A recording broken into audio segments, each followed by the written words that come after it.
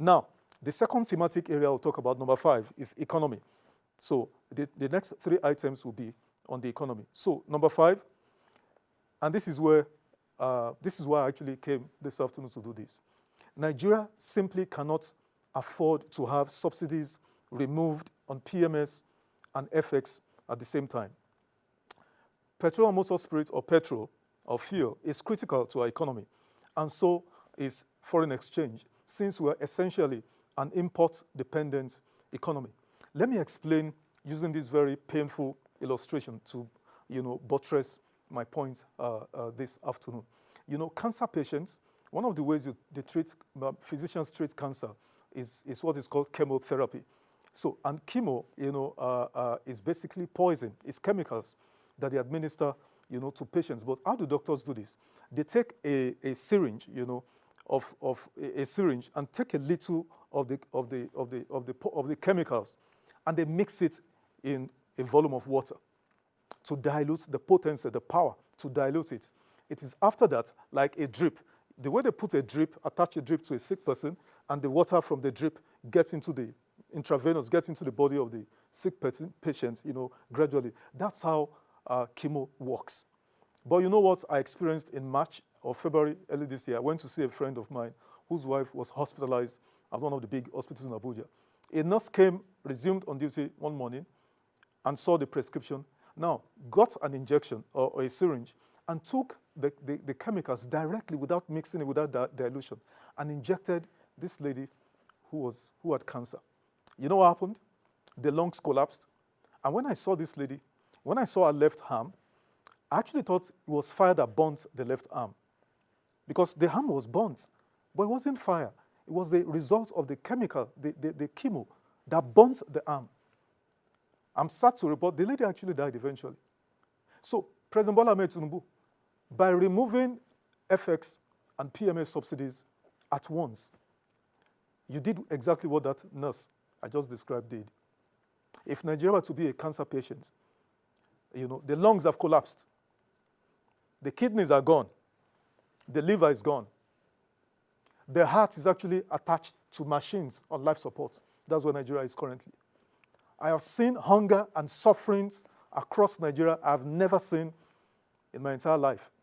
Nigerians are dying and Nigerians are suffering. So I plead with you, Mr. President, you need to rescind that policy. But I'll cut you some slack. I'll give you a leeway, which is to say it is extremely imperative that you reduce the PMS subsidy by at least 50%. You cannot do a 100%. This 100% removal you did is not going to take us anywhere. There is crisis looming. Danger is looming. So you need to roll back on 50% PMS subsidy. This is a passionate appeal to you. Now, don't listen to this World Bank and IMF sharp suit wearing guys. They don't live in Nigeria, so they can afford to come here and tell you anything, They don't live in Nigeria. In the countries where those IMF and World Bank guys live, take America, for instance, the current inflation rate is 2.4%. 2.4%. You heard me, 2.4%. President Biden is deemed to be a failure at inflation rates of 2.4%.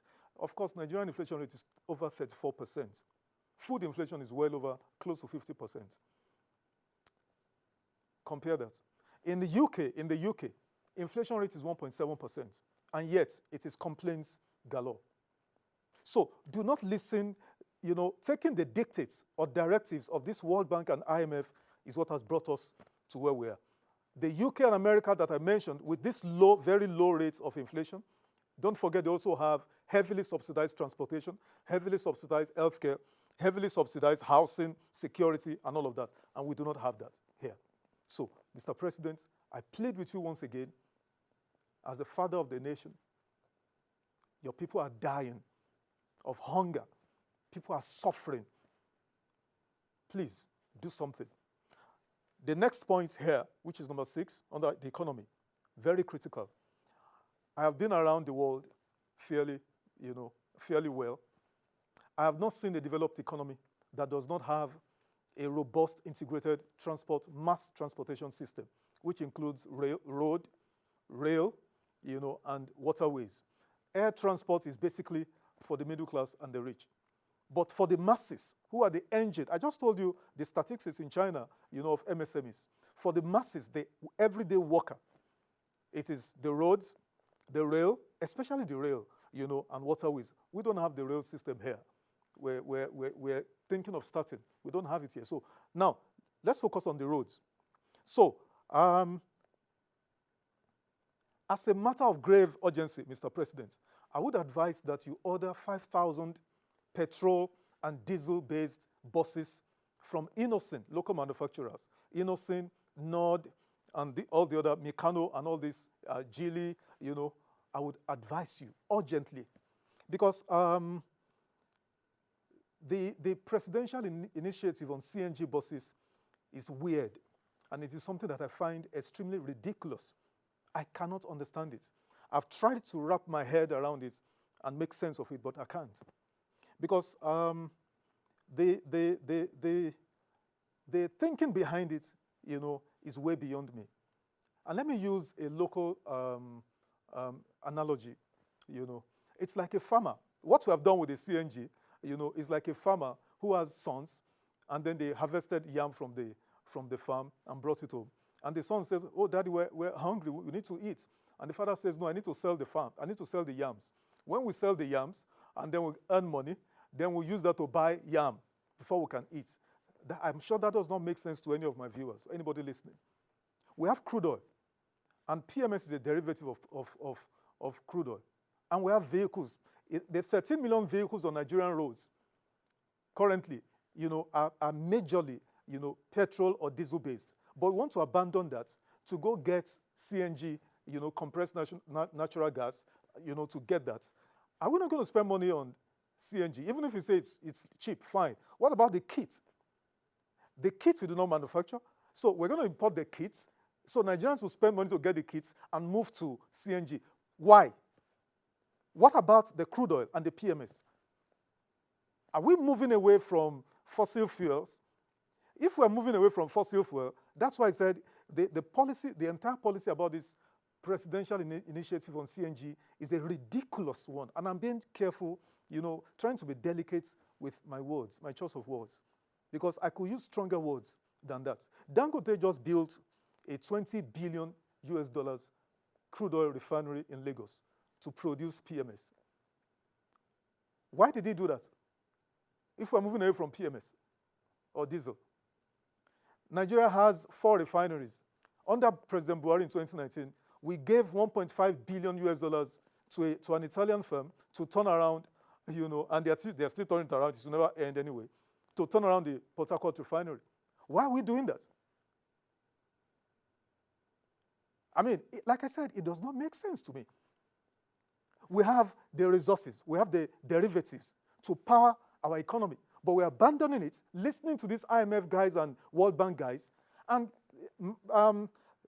in addition to that, if the argument in support of this is about climate change, I believe in climate change. I'm not a climate change denier. I believe strongly in climate change. But we're not there yet. Who caused climate change?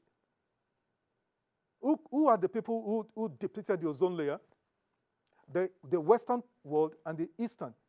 China, India, and the rest of them. We haven't done anything. We have not produced anything. We have not built anything. But then they tell us, no, we'll go to Dubai, we'll go to Paris, COP28, COP26. We'll go sign that we will not use coal, we will not use fossil fuel, and we haven't done anything. And all these guys have built everything they need to build. I asked on this platform once that, who did this to us? Aren't we under a spell? I'm not sure I've asked that, don't we need a mass deliverance to be organized by MFM, or Odimeje? Because something must be fundamentally wrong, with us. Let me use another illustration as a wrap up on this. Consider that maybe a friend of mine, and myself, were invited to a buffet, and a guest there before me, helps himself, handle it to the buffet. And then I get in there maybe 2 hours later, and then he says to me, "Oh, Wale, they said this buffet, is not good for your health because there's a lot of calories and whatever, so maybe we should wait. When we get home, we'll eat." I said, "No." I mean, my reaction would be, "No, you've eaten this buffet, and you are fine. So, no, let me eat too. Then when we go, we'll start talking about dieting and an health plan. The rest of the world, they've developed. They've used natural resources to develop their economies. We haven't done anything.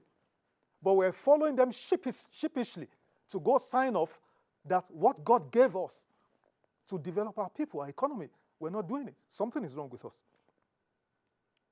Number 7, which is the third under economy. We need to develop a 20-year industrialization plan, identify medium to large-scale businesses, and mandate these businesses to produce fast-moving consumer goods in the following areas. In food, because we can't feed ourselves. We need to feed ourselves. We need to achieve, food security. So in food, in fashion accessories, in cars, in electronics, etc. Because all these companies that are shutting down, we need to replace them. We need to empower businesses. I did an episode here where I talked about, the government, empowering the likes of Aliko Dangote, Bua, Ibeto groups, and all of that, This is part of it. We need to empower, we need to attain economic self-sufficiency, where we reduce dependency on imported goods and products. And that is the way, a major benefit of this is that when we finish, meeting local demands, we're able to export West Africa, Africa, and the rest of the world, and earn, foreign exchange, which helps to moderate, our naira, conversion rates to the major currencies of the world: US dollar, euros, pounds, and all the others. Now, so those 3 are on the economy. That's number 7. Now, this number 8. We need to tackle, Mr. President,